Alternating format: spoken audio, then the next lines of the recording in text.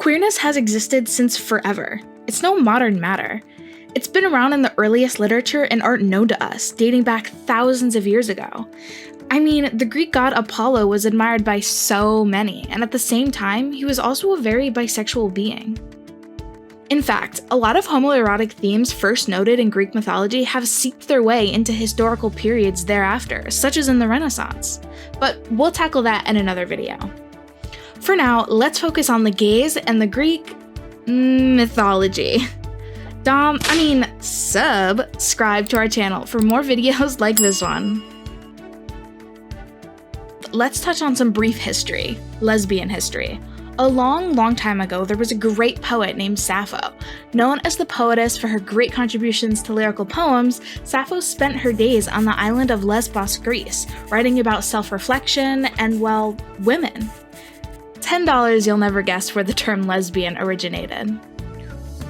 Roman poets who came after her, such as Horace and Catullus, have paid homage to Sappho's authentic poetic pattern, now called the Sapphic pattern, by embracing it in their own written work.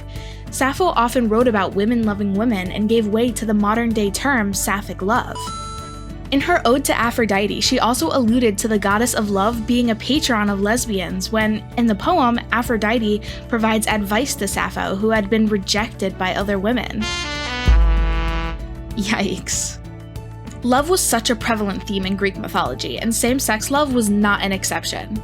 Remember Apollo, god of music, art, and healing, among many other things?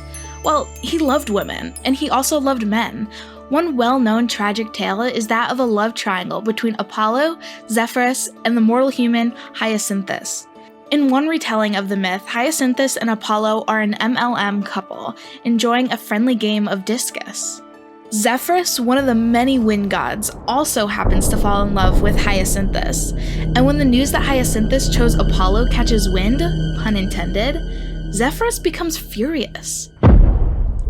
With envy fueling his anger, Zephyrus sends an incredibly powerful gust of wind to purposely strike Hyacinthus with the frisbee, and in one blow, he perishes. Hyacinths for Hyacinthus.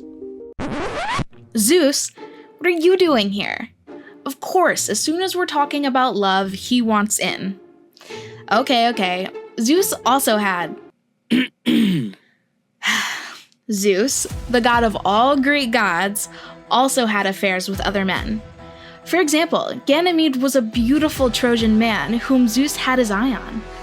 Like many other tales of immoral seduction where Zeus is yet again the main character, Zeus disguises himself as an animal, this time it was an eagle, and kidnaps Ganymede. When he brings him to his domain, he offers him an opportunity of a lifetime without limit. Immortality. But there was one catch. Ganymede would have to serve as his cupbearer and pour Zeus's nectar into his cup. And in many Roman retellings of the story, Ganymede serves as Zeus's lover. There Hera sat, looking furious even upon the shield, and showing in her mien how jealousy filled her soul, for she was pointing a finger at the boy to show goddess Pallas, who sat next to her, how a cowboy Ganymedes walked among the stars to pour out their wine, the sweet nectar of Olympus, and there he was, handing the cups which were the lot of virgin Hebe. What is with all these love triangles involving mortal beings? Talk about forbidden fruit. I think now's a good time to put a pause on this love talk and divert our attention to gender. The story of Caeneus and Ovid's Metamorphosis does not go unnoticed. As the story goes, Caeneus, originally a woman, was stripped of her celibacy by Poseidon, god of the sea. Caeneus was so traumatized that she pleaded she be turned into a man so that she could not get pregnant and prevent this from ever happening again. Poseidon granted Caeneus' wish, and Caeneus then transitioned. I wish I could say his fate was glorious after that, but Caeneus dealt with lots of discrimination, like not being taken seriously as a fighter, because he was still sometimes seen as a woman. Many trans folk today deal with similar issues, like being misgendered on a daily basis, experiencing body dysmorphia and gender dysphoria, and not having access to proper health care.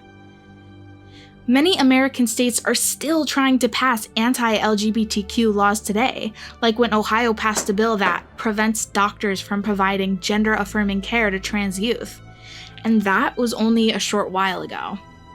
But as reflected in Caeneus' story, again, the fight for LGBTQ+ rights and visibility is not a modern matter. The prominence and conversations surrounding these issues today give their thanks to activists who came before us, like Marsha P. Johnson, and continue to be furthered by LGBTQ+ individuals and allies even now. Though we can only touch on a few in this episode, there have been many more Greek gods that are on the rainbow spectrum and many Greek myths that talk of LGBTQ+ stories. However, one thing's for certain, history does repeat itself.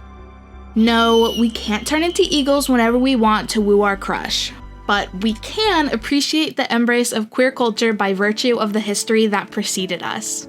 Thank you so much for watching Things of Legends. Oh, did you forget something? Is anything ringing a bell?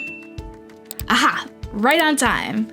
We hope you enjoyed our content. Tune in again next time for all things legendary. Now, sashay away.